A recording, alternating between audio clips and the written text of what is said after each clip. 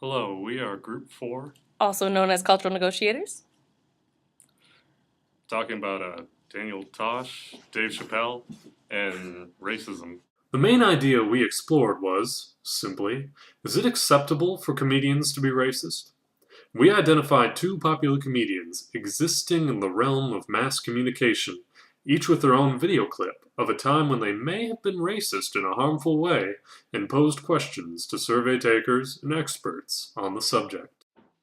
In conducting our research, we put out a survey on SurveyMonkey. It had 10 questions, and we had a total of 44 responses coming from a mixed demographic of ages, races, and genders.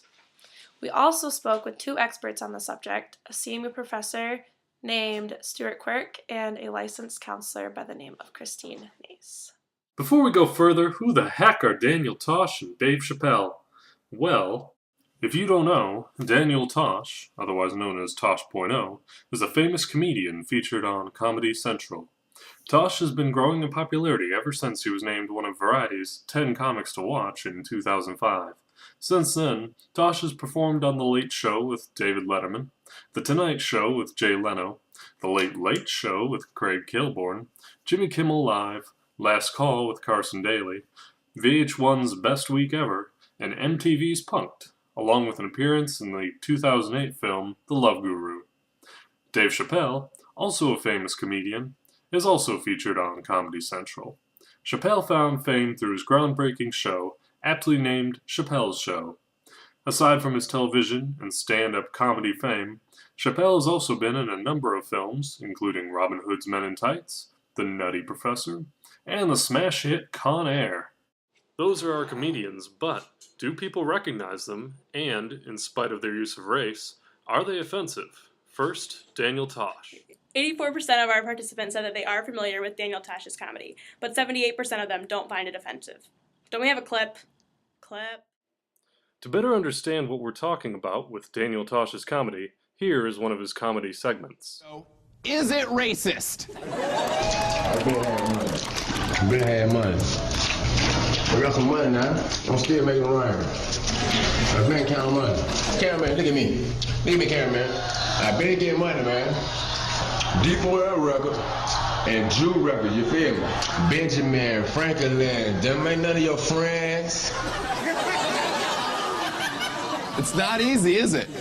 I mean, it might be racist, but then again, maybe we're racist for asking. In any case, watching this inspired me to make a little response video. I have my 2008 returns here. You'll notice that I have a personal and corporate checking account, I have a Roth IRA, diversified stock portfolio, and a CD with a high interest rate. Camera operator, if you notice in here, you'll see that I've set up a trust fund for my niece and nephew. I think I have some bonds, but I have to check with my business manager. Is it racist? You can vote. Go to our website, comedycentral.com/tosh.0/White's Rule. I don't think that's our real address. The audience sees using racism for humorous jokes is okay.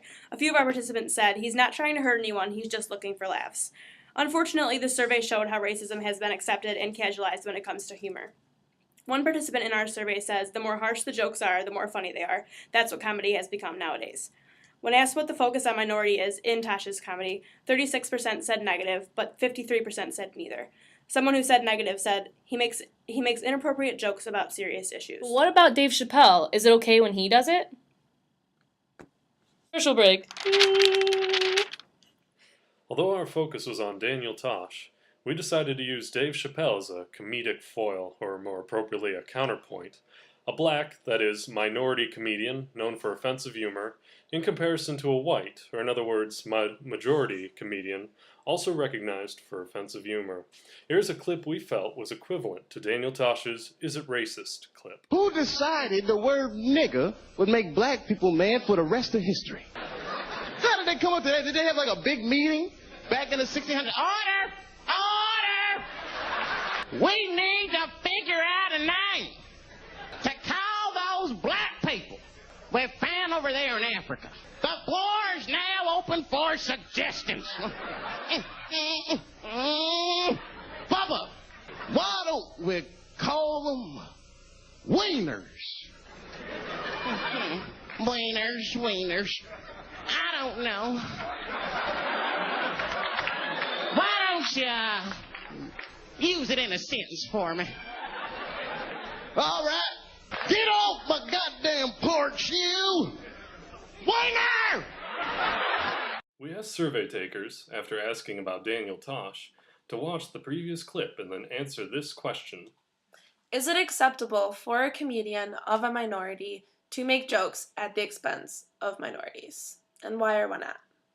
People tended to divide themselves into 3 camps. Camp 1. It is acceptable because it's comedy, and comedy can do whatever because it's comedy. And if you don't like it, then don't listen. Or Camp 2, it is acceptable, not because offensive comedy is always acceptable, but because it is a black man talking about black people as opposed to another race talking about black people. Or Camp 3, it is not acceptable regardless of content.